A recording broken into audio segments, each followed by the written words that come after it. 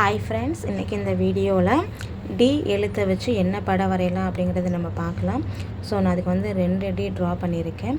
First டியிலேருந்து என்ன வரைய போகிறேன் அப்படின்னு பார்த்தீங்கன்னா, பேரட் தான் வரைஞ்சிருக்கேன். பேரட் எப்படி ஈஸியாக வரைகிறங்கிறது நம்ம பார்க்கலாம். ஸோ அடுத்த டியில் என்ன வரைய போகிறேன்னு பார்த்தீங்கன்னா, ஹார்ஸு தான் வரைஞ்சிருக்கேன். பாருங்கள், பிடிச்சிருந்தது அப்படின்னா லைக் பண்ணுங்கள், ஷேர் பண்ணுங்கள், கமெண்ட் பண்ணுங்கள்.